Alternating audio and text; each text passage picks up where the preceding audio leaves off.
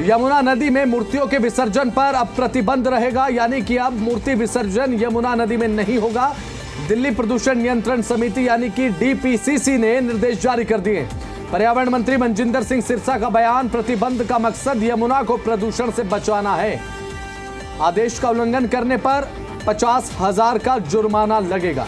गणेश उत्सव चल रहा है, दुर्गा पूजन चल रहा है, इसे देखते हुए फैसला लिया गया है, क्योंकि हर साल देखने को मिलता है जब गणेश उत्सव होता है, दुर्गा पूजन होता है, उसके बाद मूर्ति विसर्जन का जो कार्यक्रम होता है, उसके बाद यमुना में मूर्ति विसर्जन जब किया जाता है तो यमुना में प्रदूषण को बढ़ाने का काम ये करता है। और इसी बात का हवाला देते हुए निर्देश दिए गए हैं कि यमुना को साफ करना है। यमुना की स्वच्छता को देखते हुए निर्देश जारी किया गया है, यानी कि अब आप यमुना में मूर्ति विसर्जन नहीं कर सकते हैं। अगर ऐसा होता है तो 50,000 का जुर्माना लगाया जा सकता है। तो पर्यावरण मंत्री मनजिंदर सिंह सिरसा का बयान सामने आया, कहते नजर आए कि यमुना में प्रदूषण का स्तर कम करने के लिए यह फैसला लिया गया है। आदेश का उल्लंघन हुआ तो 50,000 रुपए के जुर्माने के लिए तैयार रहना होगा। तो यमुना में मूर्ति विसर्जन को लेकर यह बड़ी खबर है, बड़ा अपडेट है, क्योंकि गणेशोत्सव चल रहा है। पर्यावरण मंत्री मनजिंदर सिंह सिरसा का बयान देखने को मिला, कहा प्रतिबंध का मकसद यमुना को प्रदूषण से बचाना है। आदेश का उल्लंघन करने पर 50,000 का जुर्माना लगाया जाएगा। तो यमुना में मूर्ति विसर्जन को लेकर यह बड़ी खबर है। अब मूर्ति विसर्जन पर प्रतिबंध लगा दिया गया है, क्योंकि यमुना में प्रदूषण को कंट्रोल करना है, यमुना को स्वच्छ बनाना है। और ये बात लगातार कही जा रही है कि यमुना को साफ करने के लिए फैसला लिया गया है। अब निर्देश जारी कर दिए गए हैं।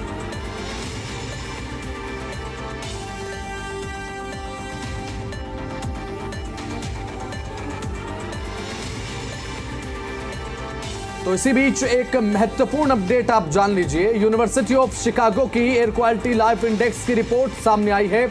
इस रिपोर्ट के मुताबिक भारत में 2023 में PM 2.5 का स्तर 41 हो चुका है, और 41 जो दर्ज हुआ वो WHO गाइडलाइंस से 8 गुना ज्यादा है, और ये 2023 का है। रिपोर्ट ये बताती है कि अगर प्रदूषण को नियंत्रित भारत का आम नागरिक 3.5 साल और दिल्ली वासी 8.2 साल अधिक जी सकते हैं। यानी कि प्रदूषण का स्तर अगर सुधर जाए तो आपकी जिंदगी में इजाफा हो जाएगा, और वैश्विक स्तर पर जीवन प्रत्याशियों में सबसे बड़ी संभावित बढ़ोतरी है। इस रिपोर्ट पर गाजियाबाद के स्थानीय लोगों का यह कहना है कि दिल्ली NCR में हरियाली घट रही है, पेड़ों की संख्या कम होती जा रही है, दूसरी तरफ वाहनों की संख्या लगातार बढ़ रही है, प्रदूषण बढ़ रहा है। ट्रैफिक जाम के चलते धुएं का स्तर बढ़ रहा है, यानी कि वायु प्रदूषण बढ़ रहा है। लोगों का मानना है कि अगर पेड़ लगाए जाएं और प्रदूषण पर नियंत्रित किया जाए, यानी कि नियंत्रित कर दिया जाए, प्रदूषण को बढ़ने से रोका जाए, तो बीमारियां घटेंगी, लोगों का जो जिंदगी का साइकिल है वो बढ़ जाएगा। यानी कि हम आपस में जब बात करते हैं, अमूमन बात करते हैं, तो आम बोलचाल में ये कह देते हैं कि दिल्ली में प्रदूषण इतना ज़्यादा है कि दिल्ली में लाइफ कम है। लेकिन अब शिकागो की जो रिपोर्ट आई है उसके अनुसार अगर प्रदूषण लेवल में सुधार कर लिया जाए, प्रदूषण को कम कर दिया जाए, तो यहाँ पर जिंदगी का लाइफ टाइम ड्यूरेशन जो है वो बढ़ाया जा सकता है। पॉल्यूशन कम होना चाहिए सर, यूपी में भी और दिल्ली में भी। हाँ, ये तो बिल्कुल सही कहना है, क्योंकि शहरों में है जो कि ट्रैफिक बहुत ज्यादा है, और यहाँ पे पेड़ पौधे भी कम है, और पॉल्यूशन की वजह से ज्यादा बीमारियां होती हैं। और गांव, यहाँ की शहरों की जगह गांव में कुछ ज्यादा ही पॉल्यूशन है, क्योंकि वहाँ पे पेड़ पौधे ज्यादा हैं, ट्रैफिक कम है, इस वजह से पॉल्यूशन यहाँ।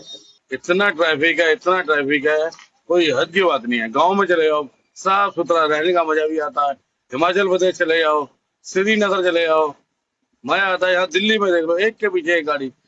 आप घर से सोचो 15 मिनट में पहुंच जाऊंगा, 2 घंटे लग जाते हैं हम लोगों को पहुंचने के लिए। पॉल्यूशन के कारण इन्फेक्शन होते हैं बॉडी में, और लंग्स भी प्रभावित होते हैं, और शुद्ध ऑक्सीजन नहीं मिल पाती है। शुद्ध ऑक्सीजन नहीं मिलेगी तो हमारे सेल्स के लिए जीवन कम हो जाएगा उसका।